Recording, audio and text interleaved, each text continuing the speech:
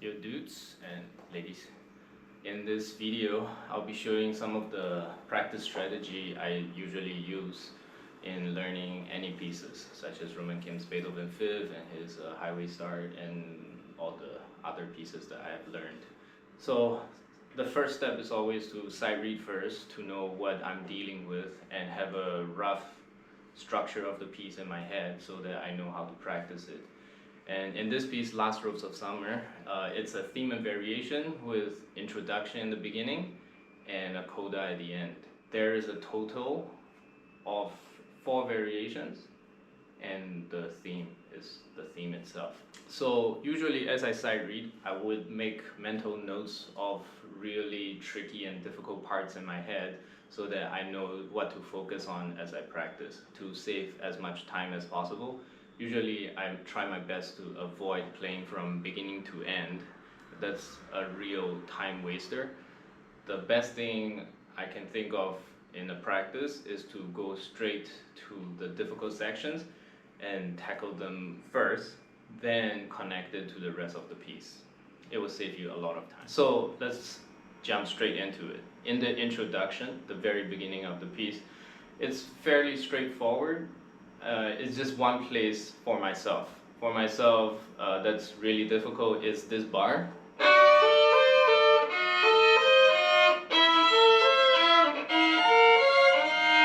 Because of this big stretch, and also because of the slur. In passages like these, I think it will be kind of fast when I actually perform, so I need to make sure my fingers can be coordinated accordingly. And the best way to practice it is with dotted rhythm. The idea behind dotted rhythm is that even if I'm going to play it wrong, it's under my control. I'm the one choosing to play the wrong rhythm. Yeah. So dotted rhythm, every 2 notes I will prolong the first note.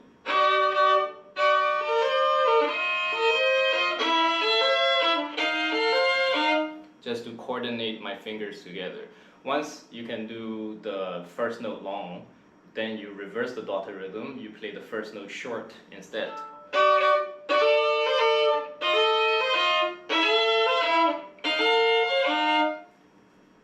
And once you can do that back and forth, I usually go into double notes.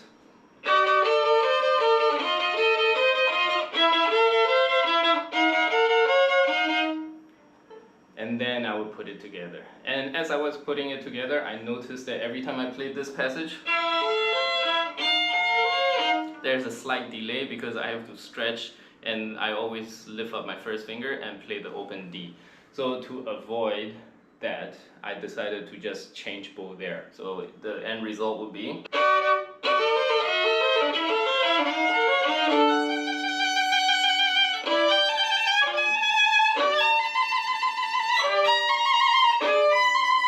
and just change bow here to end up down bow here.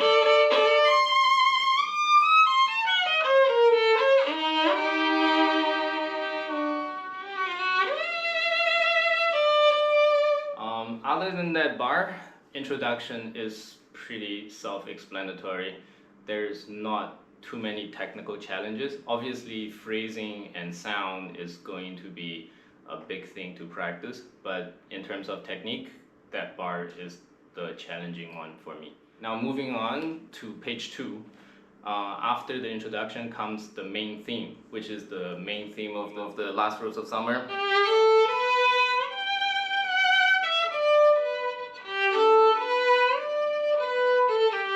In the theme, the main difficulty I faced was timing the left-hand pizz without breaking up the phrase.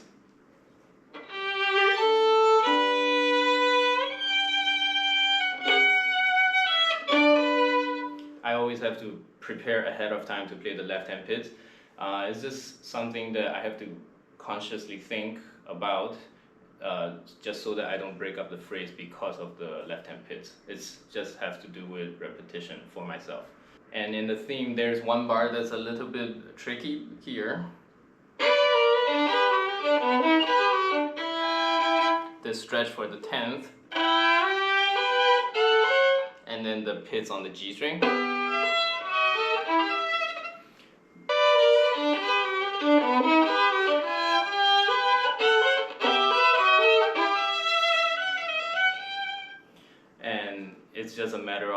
consciously thinking about it just so that I don't break up the phrase also. Now, right after the theme comes the variation 1. And variation 1 is just a bunch of double stops. So I would, if you have practiced Flesch, Kreutzer, Don't, Paganini, Bach, all those pieces, all those composers' pieces will help you understand how to practice double stops.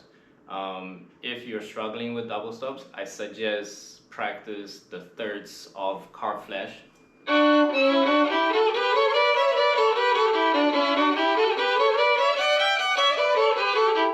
And the last few Etudes of Kreutzer, especially starting from 39 or something like that, the last few until 42, it's all double stops, and it's great Etudes for double stop practice. And obviously Bach has a lot of sonata and partitas, especially if you can play his fugues, then this shouldn't be too much of a problem, because in fugues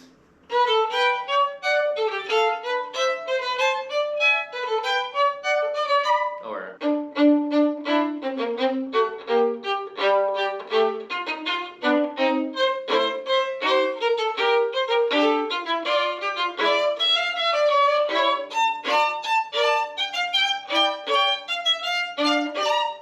so if you have went through the steps of practicing Flesch, Kreutzer, Bach, then this variation 1 will not pose too much of a challenge.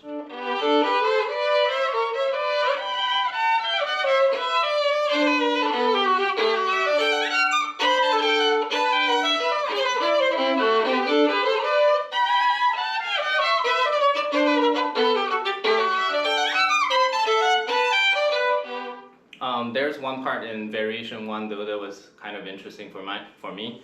This during my sight reading session, I saw the 2 octaves stacked together, and I straight away thought, why don't I try what I learned from learning Roman Kim's pieces and the double harmonic here.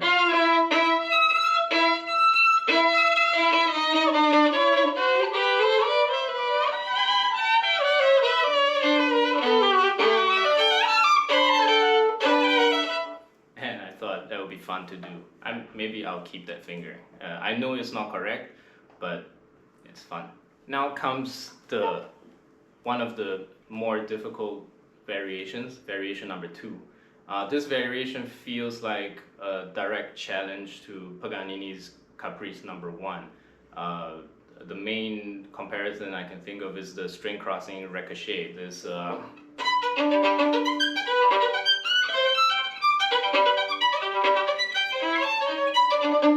Paganini one is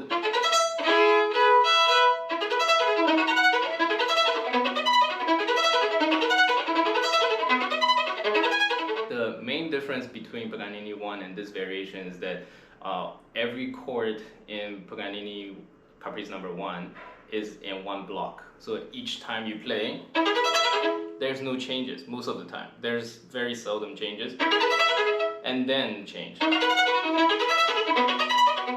But in the Last Ropes of Summer, variation 2, there are always changing notes because he's trying to include the main theme of the Last Ropes of Summer in this variation. For example,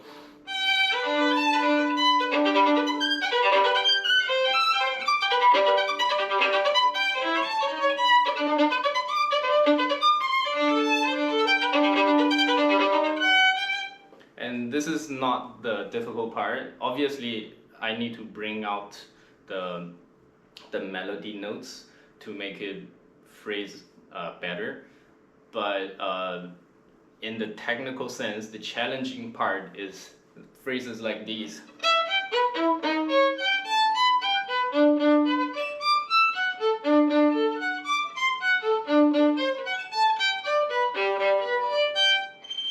Where the notes are changing in the middle of a ricochet. It's a bit of a mental gymnastic that I had to do. But I think I kind of got it in the end.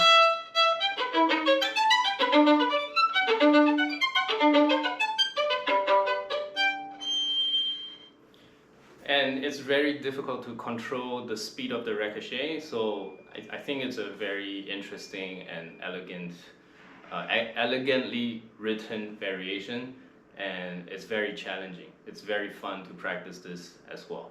Obviously, if you haven't learned how to do ricochet, I recommend learn the bowing first and maybe practice a few etudes and maybe try Paganini's Caprice first, then try this one. Or else you will struggle a lot if you have to figure out how to do ricochet and learn this at the same time. The possible etudes you can play are Mazas's, I believe, he has etudes that are in 3 volumes. If you look at volume 3, the last few etudes of Mazas has a lot of ricochet, and they are not easy. So you can try that. Yeah. So here are some of the Mazas etude that I was talking about, just as an example to help you practice ricochet. Learn the bowing first, then try it with the etude. So this is number 72, and it's in A major, I believe.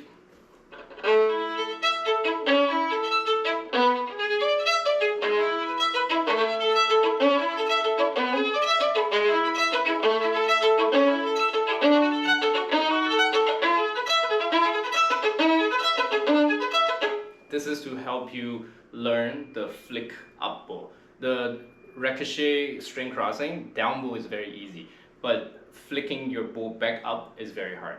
This is a very good ricochet up bow exercise. Here's the example again.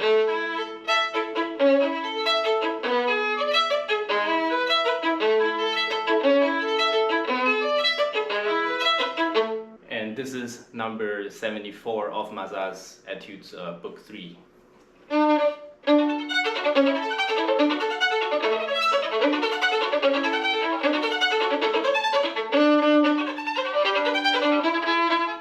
I'm sight reading here, so I don't really know the notes, but if you look at the notes, it has accents on both down bow and up bow.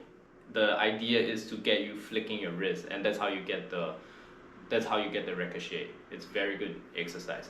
Now if you can go through all those and get to 75, this one is almost like a caprice itself. I tried it a few times in front of my students, and it's very challenging and very fun etude.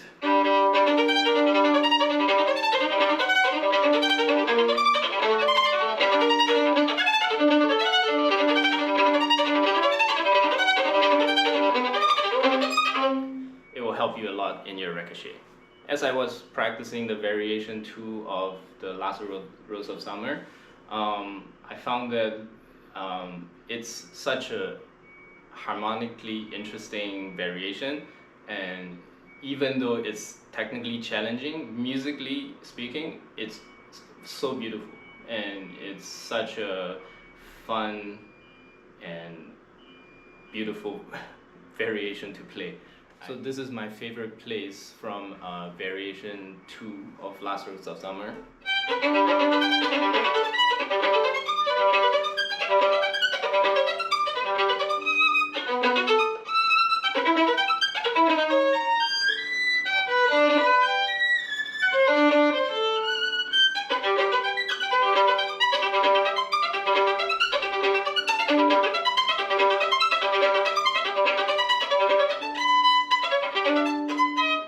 This C natural, so nice.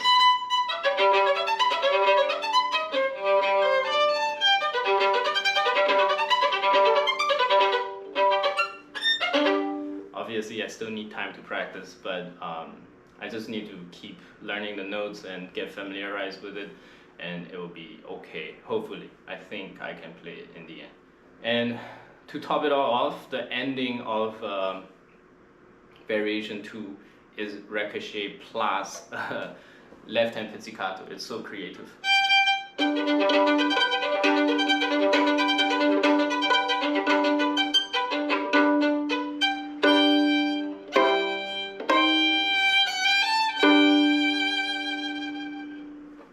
Now moving on to variation 3. Variation 3 is not the most technically challenging variation. It's a lot of chords moving melodically. And again, for chords, if you have practiced Bach, Kreutzer, and all the etudes before, it shouldn't be too much of a challenge, except for one bar. Except for one bar,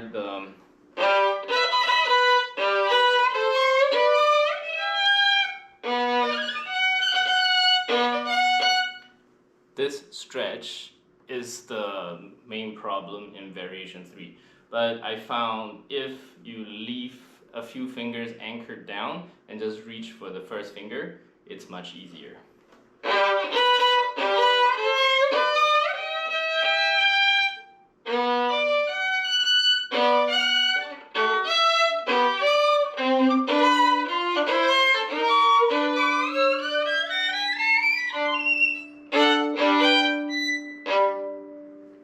And this is something I learned while practicing Roman Kim's Beethoven Fifth.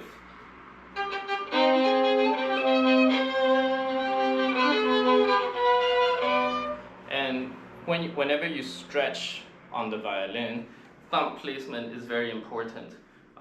Basically, you want the thumb to be closer to the middle between the lower finger and the upper finger. If your thumb is placed wrongly, you'll injure your wrist. So whenever you play difficult chords, it's best to keep your wrist as relaxed as possible. A lot of my students, when they play this chord, because of the second finger, third finger, they feel the need to pop their wrist forward. And this is where injuries happen, these bad habits. So it's best to keep your wrist as relaxed as possible, even if it's difficult.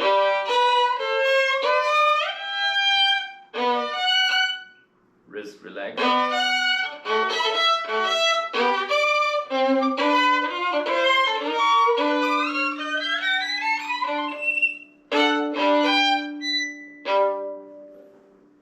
Now moving on to variation 4. Variation 4 is the melody is hidden in the left hand Pizz, while the bow and the left hand plays arpeggio, like these flowing arpeggios.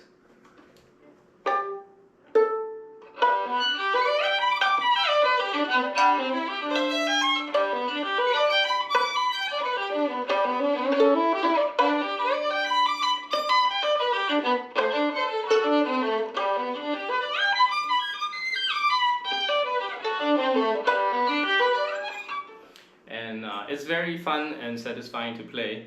The main difficulty would be to avoid the urge to move your bow to the string of the left hand Pizz. But once you get over that mental hurdle, it's a little bit simpler. Obviously, you need to practice. And thankfully, I have practiced left hand Pizz thanks to the guitar and also this piece that I wrote.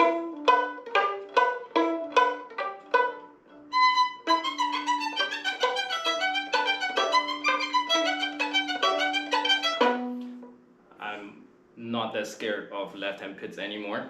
For left hand Pizz, my advice is instead of thinking down into the string, instead of thinking pizzing into the string, think pizzing outwards, like horizontal, like this.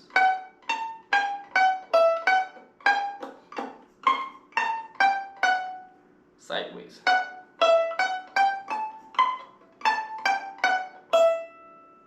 Okay, now comes my biggest fear, harmonic double stops. I never really practiced harmonic double stops because there's not a lot of pieces that I played in.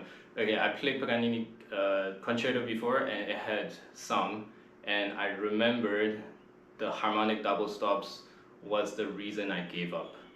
It traumatized me for a long time. Every time I see harmonic double stops, I just want to not touch that piece. Probably it was a mistake thinking that way, but thanks to learning Roman Kim's piece, I understand harmonics a lot better now. So, and hopefully this will help you understand harmonics as well. For harmonics, sounding point matters a lot. So in the previous videos I mentioned for Roman candle harmonics, you need to push your bow close to the fingerboard.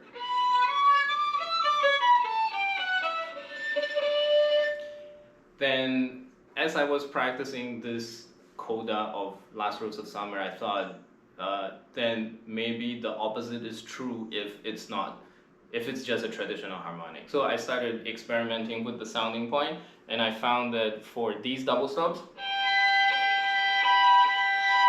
the best place to play is a little bit closer to the bridge but not on the bridge. So playing here doesn't sound good, but a little bit away from there, there's like little fine line where the harmonic sounds really nice. And another little tip I can give for playing harmonics is that sometimes the solid note meaning this first finger solid on the string, you don't actually need to press it down. So I'm going to play the same harmonic without pressing down the first finger. It will come out all the same. I'm barely just touching. So that made the whole process a lot easier. So now I don't actually have to think which finger to press, which finger to float. Most of my fingers are floating when I'm playing the double stops. For example,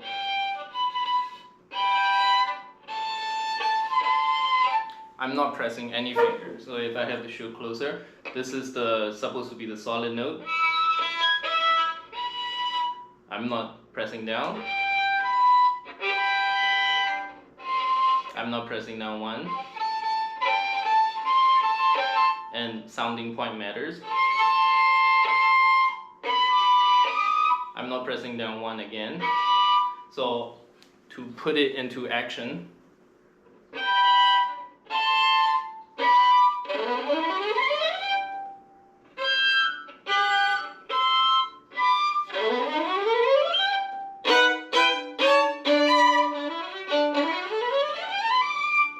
and here you need a little bit of pressure because it's a fifth, but I don't press it all the way down.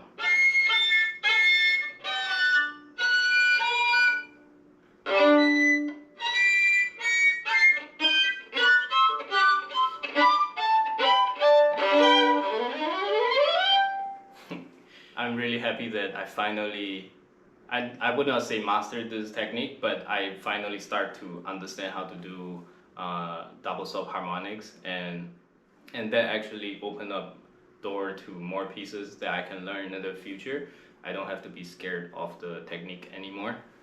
In terms of coda, once the double stop harmonic is kind of solved, everything else is not that bad. I mean, these one string scales looks difficult, but it's just a G major scale, and this is a D major scale, just a G major arpeggio, nothing too crazy. Oh, there's one play that's pretty fun to play.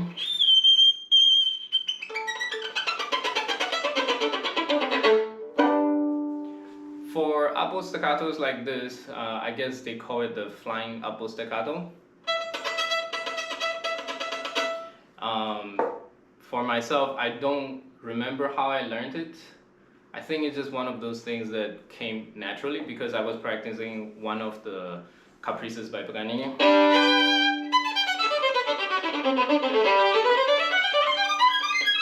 And this, I transferred that movement and I try to keep it in one part of the bow as much as possible.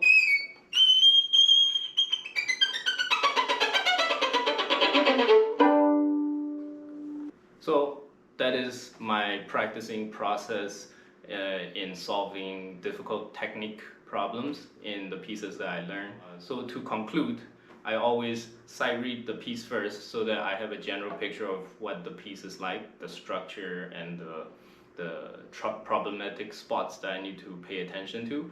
Then after that, I try my best to avoid playing from beginning to the end. I always just go to that place and try my best to understand it first, then come up with solutions to solve the problem. And anytime I encounter a difficult technique, I always try to relate the technique to something I have learned a long time ago or something that I have played before. That way your mind can call up the muscle memory of how to do it. And if you have never tried to do the technique by itself before, then it's best to avoid practicing the technique with the piece. It will only create more problems because as you're practicing the technique, you're bound to pick up bad habits. And it's better to have bad habits with the etudes than with the actual piece that you're gonna play.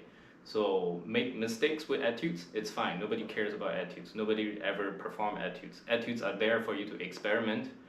Then once you have experimented enough, then you can use it on the pieces that you want to play.